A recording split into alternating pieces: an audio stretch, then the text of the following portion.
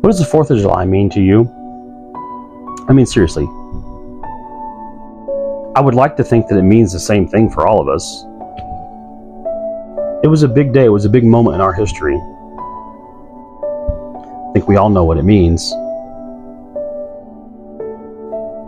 You see, for one small Texas town, and I'm not sure if this happened to anyone else, it may have, but I think for me, where I live, and this was right around the time of COVID, you see, our township decided what was best for us, or what they thought was best for us, and they canceled our 4th of July celebration. And there's a lot of people that were angry, upset, hurt, me included. And one other person in particular, but I'll get to that in a minute.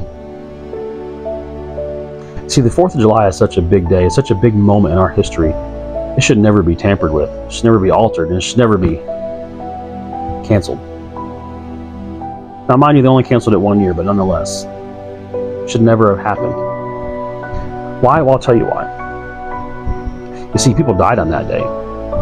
Now, regardless if anybody that lived through that, the likelihood that they're still alive today is probably pretty low, but nonetheless, the people that died that day, they did not get to see or live anything after that day. They simply gave their life for that day. So now that we could celebrate that day and honor the people that gave their lives for that day. It's what the 4th of July is for. You remember people. And I'm sure we all know someone who does serve or has served. And I'm sure we all know someone that's no longer with us. I never served in the military. My father was in the military. Uncles. I've had close friends serve in the military. I know people that are still in the military. And we hope and pray that everyone comes home sometime, but we know that that's a possibility, and sometimes they don't. As far as I'm concerned, the 4th of July should never be canceled for whatever reason. Now, it was right around the time of COVID. As far as we were concerned, it should have never happened. Now, as I mentioned before, there was another person that was probably more angry than any of us. And this individual came forward, he stepped forward, he picked up this torch and he ran with it. And he says, "You're not going to cancel our 4th of July celebration." He says, "I'm going to have my own, and anyone is welcome to come."